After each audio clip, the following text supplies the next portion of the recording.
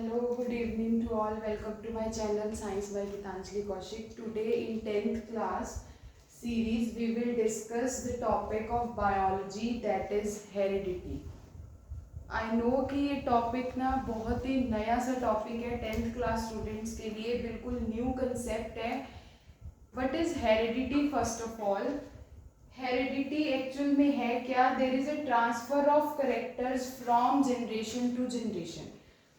ये ऑलमोस्ट आप सबको पता है कि जो करेक्टर्स हैं वो ट्रांसफर होते हैं from one generation to other. अगर आप देखोगे तो आपके बहुत सारे फीचर्स आपके पेरेंट्स से सिमिलर होते हैं. Some from similar to your mother and some are similar to your father.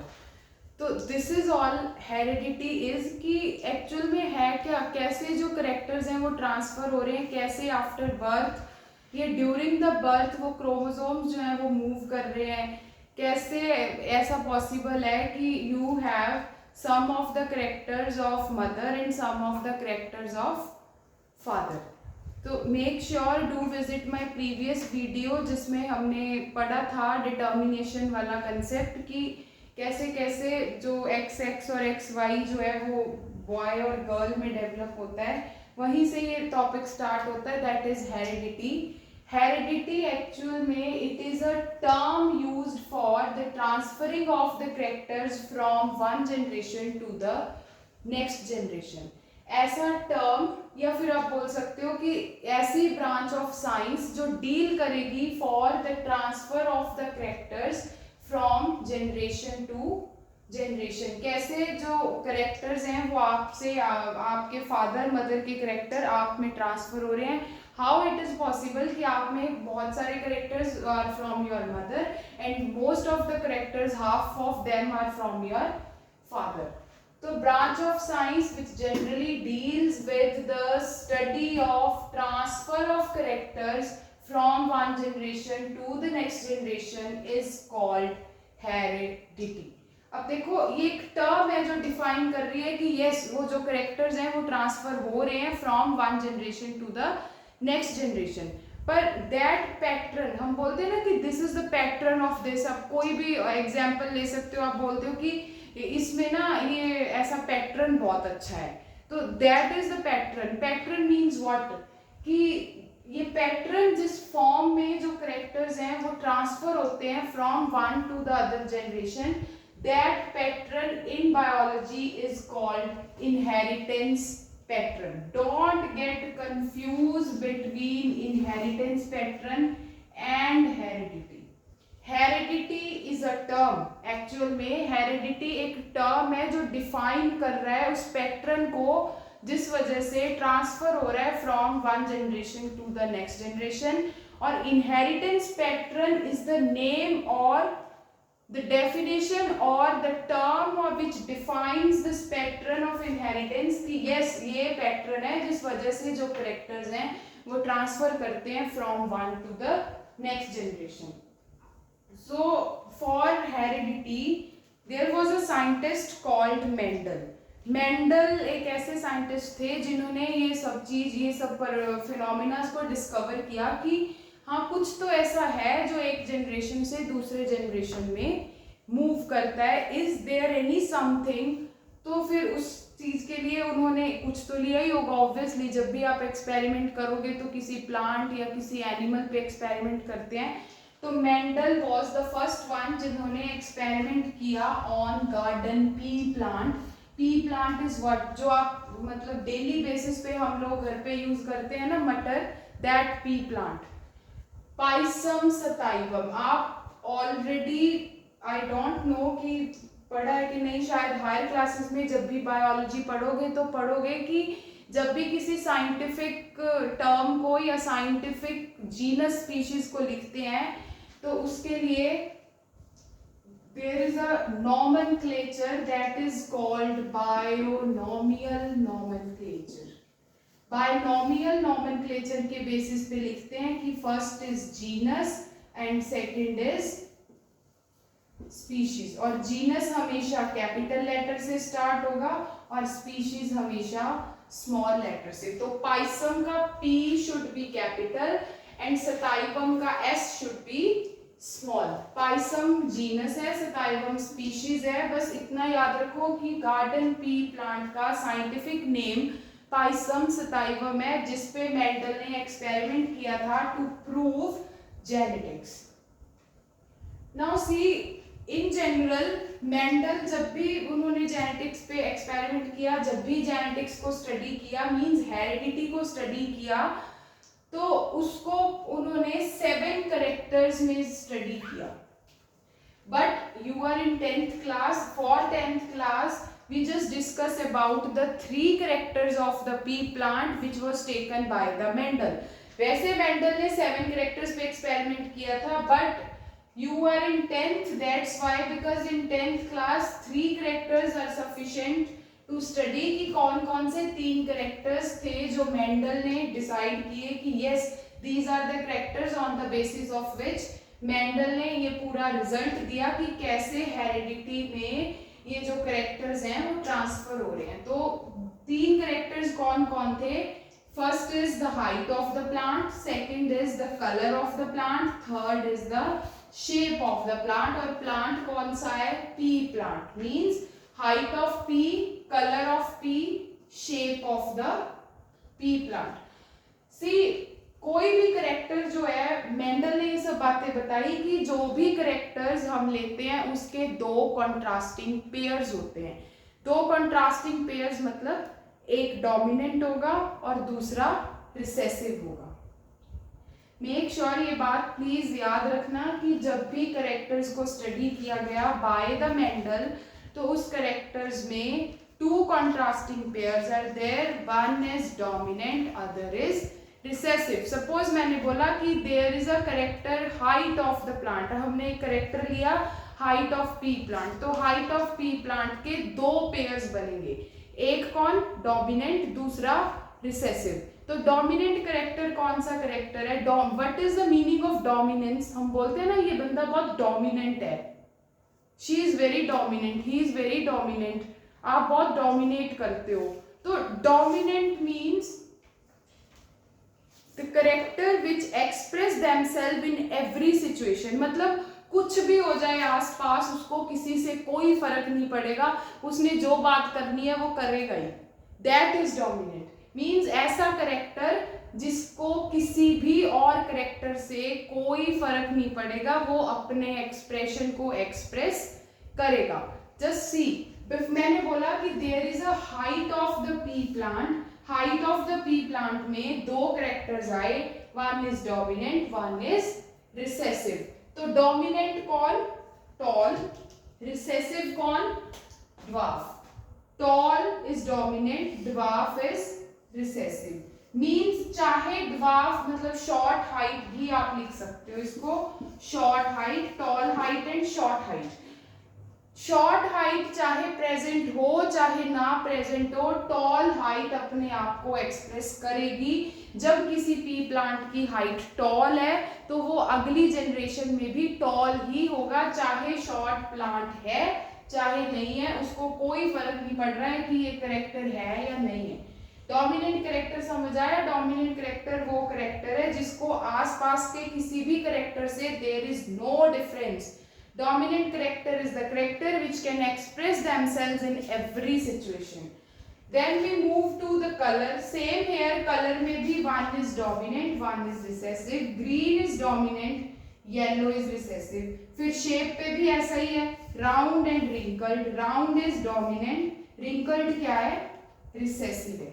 देखो ये आप समझ गए होंगे I hope कि what are dominant character, what are recessive character. Now we move कि फिर हम इसको रिप्रेजेंट कैसे करेंगे, कैसे पता चलेगा कि ये कैरेक्टर डोमिनेंट है, ये कैरेक्टर रिसेसिव है। तो जब भी डोमिनेंट कैरेक्टर को एक्सप्रेस करना है, dominant character should be expressed by capital letter. कोई भी कैरेक्टर जब आप लिखोगे वो डोमिनेंट होगा तो उसको आप हमेशा कैपिटल लेटर्स में रिप्रेजेंट करोगे, और रिसेसिव कैरेक्टर को हमेशा स्मॉल लेटर्स में रिप्रेजेंट करोगे। ये बात ध्यान रखना कि लेटर जो है वो सेम होना चाहिए।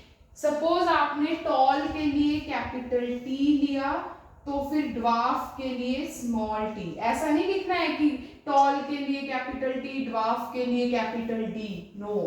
सेम हियर, राउंड और क्या था character, green and yellow, round and wrinkled. Suppose round के लिए आपने कैपिटल आर लिया तो रिंकल्ड के लिए small R. Same green and yellow, green के लिए अगर कैपिटल जी तो येलो के लिए small G. Not like this कि येलो के लिए वाई ले लिया, नो। जो करेक्टर्स का लेटर है, डोमिनेंट है चाहे रिसेसिव है, letters should be same, letters same होने चाहिए और एक कैपिटल होना चाहिए, दूसरा स्मॉल होना चाहिए। Capital letter should be dominant और small letter should be for recessive. I hope this is clear to you कि what is heredity, what is inheritance pattern। heredity को explain किसने किया, जॉर्ज मेंडल ने। जॉर्ज मेंडल ने किस पे experiment किया, पी प्लांट पे। पी प्लांट के 7 characters, but according to your syllabus आप सिर्फ 3 ही कैरेक्टर्स पढ़ोगे। हर कैरेक्टर का एक डोमिनेंट पेयर, एक रिसेसिव पेयर। डोमिनेंट को कैपिटल लेटर, रिसेसिव को स्मॉल लेटर। सी देन इस पूरे पैटर्न को एक्सप्लेन करने के लिए we just move to first concept of heredity, that is monohybrid cross. This is monohybrid cross. See mono मतलब सिंगल, मोनोहाइब्रिड क्रॉस में आप किसी भी सिंगल कैरेक्टर को मेटिंग कराओगे। मतलब चाहे वो हाइट हो सकता है, कलर हो सकता है, शेप हो सकता है। मैंने यहाँ पे एग्जांपल ली height of the pea plant. Make sure पता होना चाहिए कि मोनोहाइब्रिड क्रॉस में we just take single character, एक ही कैरेक्टर एक टाइम पे मेट कराते हैं। पेरेंट्स 2 होते हैं, पता है, एक पेरेंट 1 एक पेरेंट 2। अगर तो ह्यूमन हो तो आपको पता होगा कि एक मदर एक फादर, एक मेल एक फीमेल। लेकिन यहाँ पे प्लांट्स हैं तो इसीलिए we just take parent 1 and parent 2। मैंने एग्जांपल ली हाइट की। मैंने क्या बताया था कि हाइट में 2 character, tall and dwarf. Means एक पेरेंट टॉल है, दूसरा ड्वार्फ है। तो मोनोहाइब्रिड क्रॉस में सिंगल कैरेक्टर लेते हैं, दैट इज हाइट लिया मैंने। और phenotype means physical appearance. Physical appearance कैसा है, बहुत सिंपल ट्रिक बताऊं तो जो भी चीज आप वर्ड फॉर्म में लिखोगे, मींस वर्ड लिखोगे पूरा पूरा, जैसे tall, dwarf, round, green, yellow, पूरा इंग्लिश वर्ड लिखोगे, दैट इज कॉल्ड फिनोटाइप। और जो चीज आप लेटर्स में रिप्रेजेंट करोगे, that is genotype. I know कि this topic is very very new for you people, but don't get panic, बहुत ही इजी सा टॉपिक है। ये बात बस याद रखनी है कि फिनोटाइप में पूरा कंप्लीट वर्ड लिखते हैं और जीनोटाइप में लेटर्स लिखते हैं। सी मैंने फिनोटाइप लिखा, पेरेंट 1 टॉल है, पेरेंट 2 ड्वार्फ है, क्योंकि हाइट के 2 ही कैरेक्टर हैं, एक टॉल और एक dwarf. Then we move to genotype. अब हम लेटर्स में कैसे रिप्रेजेंट करेंगे, मैंने क्या बताया था कि जो भी कोई कैरेक्टर डोमिनेंट होगा उसको आप कैपिटल लेटर में लिखोगे और पेयर में लिखोगे, कैपिटल टी। और कोई भी जो रिसेसिव होगा, दैट इज ड्वार्फ, उसको सेम लेटर लिखोगे बट स्मॉल लिखोगे, small T.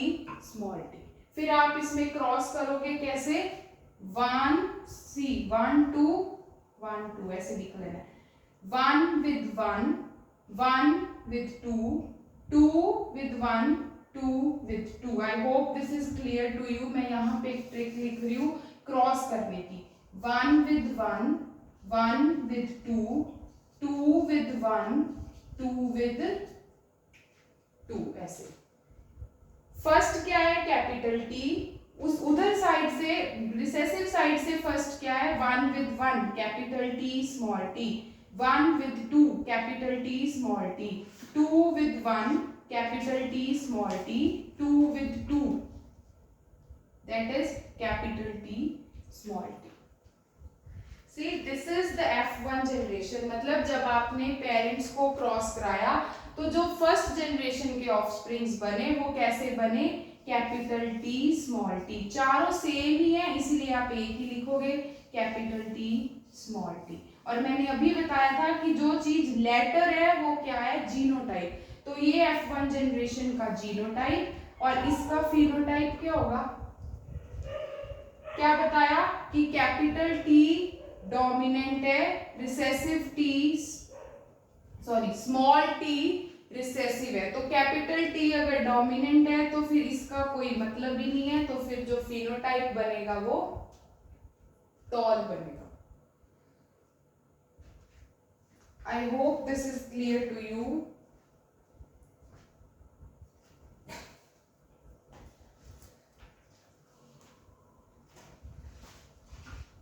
Then we move to F2 generation, that is next generation. जब आप F1 कंप्लीट कर लेते हो तो फिर F2 जनरेशन को कैसे फाइंड आउट करते हैं। I hope this is clear to you all कि कैसे कैसे हमने F1 जनरेशन फाइंड आउट किया, कैसे हमने क्रॉस किया। अब देखो जिसको यहाँ तक F1 तक आ गया ना, तो F2 is very easy. For F2 generation just make sure कि F2 जनरेशन के लिए हम सेल्फिंग करते हैं F1 की।